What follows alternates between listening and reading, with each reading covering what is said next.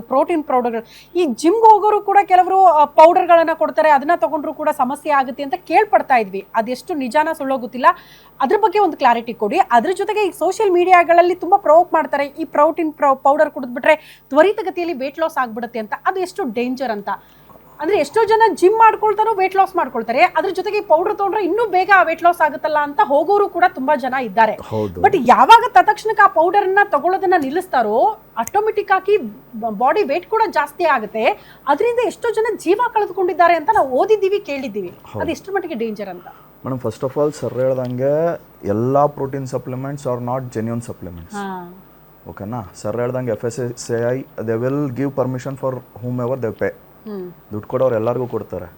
ಜೊತೆಗೆ first of all ನಿಮಗೆ protein ಈಗೇನು ಸರ್ ಹೇಳ್ತಾ ಇದ್ದಾರೆ, ಈಗೇನು ಡಬ್ಬಾ ಬರುತ್ತೆ ಪ್ರೋಟೀನ್ಸು, ಅದು ನಿಮ್ಗೆ ಅವಶ್ಯಕತೆನೇ ಇಲ್ಲ. Until unless you have some ಏನದು ಯಾವುದಾದ್ರೂ ಪ್ರೊಫೆಷನ್ ನೀವು ಸೀರಿಯಸ್ ಆಗಿ ತೊಗೊಂಡಿದ್ದೀರಾ, ಇಲ್ಲಾಂದ್ರೆ ನಿಮ್ಮ ಪ್ರೊಫೆಷನ್ ಡಿಮ್ಯಾಂಡ್ ಮಾಡುತ್ತೆ ಅನ್ನುವಾಗ, ಇಲ್ಲಾಂದರೆ ನಿಮ್ಗೆ ನಾರ್ಮಲ್ ಆಗಿ ನಿಮ್ಮ ಡೈಲಿ ಫುಡ್ಡಲ್ಲೇ ಸಿಗುತ್ತೆ ಅದೆಲ್ಲ. ಈ ಪ್ರೋಟೀನ್ ಯಾವಾಗ ತೊಗೋಬೇಕು ಅಂದರೆ ನಿಮ್ಮ ಬಾಡಿ ವೆಯ್ಟ್ ಏನಿರುತ್ತೆ, ಸೊ ಅದ್ರ ಈ ಪ್ರೊಫೆಷನಲ್ ಈಗ ಬಾಡಿ ಬಿಲ್ಡಿಂಗ್ ಅಂತ ಬರುತ್ತೆ ಗೊತ್ತಾ, ಬಾಡಿ ಬಿಲ್ಡಿಂಗ್ ಅನ್ನೋ ಟೈಮಲ್ಲಿ ನಿಮ್ಮ ಬಾಡಿ ವೆಯ್ಟ್ ಏನಿದೆ ಅದ್ರ 3 times ನಿಮಗೆ ಪ್ರೋಟೀನ್ ರಿಕ್ವೈರ್ಮೆಂಟ್ ಡೈಲಿ ಇರುತ್ತೆ. ಸೊ ಅದನ್ನ ನೀವು ಫುಡ್ಡಲ್ಲಿ ನೀವು ಬ್ಯಾಲೆನ್ಸ್ ಮಾಡೋಕ್ಕಾಗಲ್ಲ. ಈಗ 100 kg ಇದ್ದಾನೆ ಅಂದರೆ ಅವ್ನಿಗೆ 250 - 300 ಗ್ರಾಮ್ ಪ್ರೋಟೀನ್ ಬೇಕಾಗುತ್ತೆ. ಸೊ ಮೊಟ್ಟೆ ಚಿಕನಲ್ಲಿ ತಿಂತೀಯ ಅಂದರೆ ನೀವು ದಿನ 50 ಮೊಟ್ಟೆ ಇಲ್ಲಾಂದ್ರೆ 2 kg 3 kg ಚಿಕನ್ ತಿನ್ಬೇಕಾಗುತ್ತೆ. ಅದನ್ನ ಮಾಡೋಕ್ಕಾಗಲ್ಲ ಅನ್ನುವಾಗ ಈ ಪ್ರೋಟೀನ್ ಬರುತ್ತೆ, because their profession demands that. So ಆವಾಗ ನಿಮಗೆ ಪ್ರೋಟೀನ್ ರಿಕ್ವೈರ್ಮೆಂಟ್ ಅನ್ನೋದು ಬರುತ್ತೆ. ಇಲ್ಲಾಂದ್ರೆ ಪ್ರೋಟೀನ್ ಅವಶ್ಯಕತೆನೇ ಇಲ್ಲ. ಈಗ ಯಾರೋ ಒಬ್ಬ ಹೇಳ್ತಿದ್ದಾನೆ, ನನ್ನ ಫ್ರೆಂಡ್ ತಗೋತಿದ್ದಾನೆ, maybe he has to kiss profession seriously. So ಅದಕ್ಕೆ ಅವ್ನು ಯೂಸ್ ಮಾಡ್ತಾ ಇದ್ದಾನೆ. ನೀವು ಸುಮ್ಮನೆ ಯೂಸ್ ಮಾಡೋದು ಅದು ಅವಶ್ಯಕತೆನೇ ಇಲ್ಲ, ನಿಮ್ಮ ಬಾಡಿಗೆ ಬೇಕಾಗೇ ಇಲ್ಲ ಅದು ಒಂದು. ಜೊತೆಗೆ ಈಗ ಸರ್ ಹೇಳ್ದಂಗೆ ಈಗೇನು ಈಗ ಮೀಲ್ ರಿಪ್ಲೇಸ್ಮೆಂಟ್ ಅಂತ ಬರ್ತಿದೆ ಸ್ವಲ್ಪ ಸಪ್ಲಿಮೆಂಟ್ಸ್, ಅದು ನೀವು ಹೇಳಿದ್ರಿ ಅಲ್ವಾ, ಈಗ ಸಡನ್ ಆಗಿ ಸ್ಟಾಪ್ ಮಾಡಿದಾಗ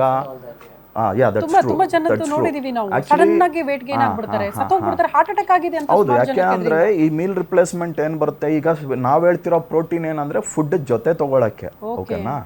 ಈ ಹರ್ಬಲ್ ಲೈಫ್ ಏನ್ ಮೇಡಮ್ ಹೇಳಿದ್ರು, yes what they do is, ನೀವು ಊಟನೇ ತಿನ್ಬೇಡಿ ಆ ಟೈಮ್ಗೆ, just take the supplement 1 glass 2 glass. ಇದನ್ನ ನೀವು 3 months ಮಾಡ್ತೀರಾ ಮೇಡಮ್, ಆಬ್ವಿಯಸ್ಲಿ ನೀವು ದಿನ ಕಾರ್ಬ್ಸ್ ಇಂಟೇಕ್ ಆಗಲಿ ಇದು ಫೈಬರ್ ಇಂಟೇಕ್ ಆಗಲಿ ನಿಲ್ಲಿಸಿದಾಗ ಆಬ್ವಿಯಸ್ಲಿ ನಿಮ್ಮ ಬಾಡಿ ಸಣ್ಣ ಆಗೇ ಆಗುತ್ತೆ. ಸಡನ್ ಆಗಿ ನಿಲ್ಲಿಸಿದಾಗ ನಿಮಗೆ ಲಿವರ್ ಮೇಲೆ ತುಂಬಾ ಇಂಪ್ಯಾಕ್ಟ್ ಬೀಳುತ್ತೆ. ಒನ್ಸ್ ಲಿವರ್ ಮೇಲೆ ಇಂಪ್ಯಾಕ್ಟ್ ಆಯಿತು ಅಂದರೆ obviously it will impact on kidney, then on heart. So ಅವಾಗ ಈ ಹಾರ್ಟ್ ಅಟ್ಯಾಕು, ಈ ಲಿವರ್ ಫೇಲ್ಯೂರ್, ಕಿಡ್ನಿ ಫೇಲ್ಯೂರ್, ಈ ಕ್ಯಾನ್ಸರ್ ಎಲ್ಲ ಸ್ಟಾರ್ಟ್ ಆಗದೆ ಆವಾಗ. ಸೊ ನಾನು ಒಂದ್ ಹೇಳೋದೇನಂದ್ರೆ ಪ್ರೊಫೆಷನಲ್ ಕೋಚಸ್ ಅಂಡರ್ ಅವ್ರ ಗೈಡೆನ್ಸ್ ಅಲ್ಲಿ ಮಾತ್ರ ತಗೊಳ್ಳಿ, ಇಲ್ಲಾಂದ್ರೆ ಬೇಡವೇ ಬೇಡ. The acceptance of your body. Yes, that's true. However you are, be comfortable if you are normally okay in that size. Yeah, so that's what I'm telling you. You should be taking it as a pride and walk around with that. Because avatin kaladalli yaude actress, none of them were very slim or anything, but their talent was excellent.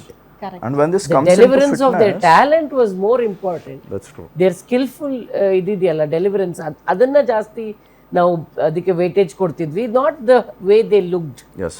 ಇಲ್ಲದಿದ್ರೆ somebody like Sarita, Manjula and all would never have a career at all. ನಾವು ಹೇಗಿದ್ದೀವೋ ಹಂಗೆ ನಮ್ಮನ್ನ ಸ್ವೀಕರಿಸುವಂತ ಎಲ್ಲದಕ್ಕಿಂತ ಜೊತೆಗೆ madam ಈ fitness ಅಲ್ಲಿ ನಿಮಗೆ short cuts ಅನ್ನೋದೇ ಇಲ್ಲ. ಇಲ್ವೇ ಇಲ್ಲ. It requires main dedication. ನಿಮಗೆ ಡೆಡಿಕೇಶನ್ ಇಲ್ಲ ಯಾವ್ದ್ರಲ್ಲಿ ಎನಿಥಿಂಗ್ ನೀವು ಶಾರ್ಟ್ ಕಟ್ ತಗೊಂಡಾಗ್ಲೇ ನಿಮ್ ಹೆಲ್ತ್ ಮೇಲೆ ಇಂಪ್ಯಾಕ್ಟ್ ಆಗೋದು. ಬಟ್ ಒಂದಂತೂ ಬಹಳ ಸ್ಪಷ್ಟವಾಗಿ ನೋಡೋದಕ್ಕೆ ಸಿಕ್ಕಿದ್ದೇನೆಂದ್ರೆ, ನಾವು ಹೆಂಗಿದ್ದೀವೋ ಹಂಗೆ ನಮ್ಮನ್ನ ಸ್ವೀಕರಿಸುವ ಮನಸ್ಥಿತಿಯನ್ನ ನಾವು ಬೆಳೆಸ್ಕೊಳ್ಬೇಕು. ಇಲ್ಲ ನಾವು ಸ್ವಲ್ಪ ಚೆನ್ನಾಗಿ ಕಾಣಿಸ್ತೀವಿ, ಆರೋಗ್ಯವಾಗಿರ್ಬೇಕು, ಫಿಟ್ ಅಂಡ್ ಫೈನ್ ಆಗಿರಬೇಕು ಅಂದ್ರೆ ಒಳ್ಳೆ ದಾರಿಯಲ್ಲಿ ನಾವು ತಿನ್ನುವಂತ ಆಹಾರ ಪದ್ಧತಿಯಲ್ಲಿ ಸ್ವಲ್ಪ ಚೇಂಜಸ್ ಮಾಡ್ಕೊಳ್ಬೇಕು. ಬೇರೆ ಬೇರೆ ದಾರಿಗಳಿದೆ, ವಾಕಿಂಗ್ ಮಾಡೋದಾಗಿರಬಹುದು ಅಥವಾ ಯೋಗ ಮಾಡೋದ್ರಿಂದ. ಸೊ ಇದೆಲ್ಲದರಿಂದಲೂ ಕೂಡ ನಾವು ವೇಟ್ ಲಾಸ್ ಮಾಡ್ಕೊಳ್ಳೋದಕ್ಕೆ ಹಲವು ದಾರಿಗಳಿದೆ. ಅದನ್ನ ಬಿಟ್ಟು ತ್ವರಿತಗತಿಯಲ್ಲಿ ಇಂಜೆಕ್ಷನ್, ಮಾತ್ರೆಗಳು, ಇನ್ಯಾವುದೋ ಒಂದು ಪೌಡರ್ನ ತಗೊಂಡ್ಬಿಟ್ಟು ನಾವು ತ್ವರಿತಗತಿಯಲ್ಲಿ ಸಣ್ಣ ಆಗ್ಬಿಡ್ತೀವಿ ಅಂದ್ರೆ ವೆರಿ ಡೇಂಜರಸ್. ಯಾಕೆ ಇಂಥದ್ದಕ್ಕೆ ಜನ ಬೇಗ ಅಟ್ರಾಕ್ಟ್ ಆಗ್ತಿದ್ದಾರೆ? ಯಾವ ಕಂಟೆಂಟ್ ಜೀವಕ್ಕೆ ಮಾರಕ ಆಗ್ತಾ ಇದೆ ಈ ಇಂಜೆಕ್ಷನ್ಗಳಲ್ಲಿ?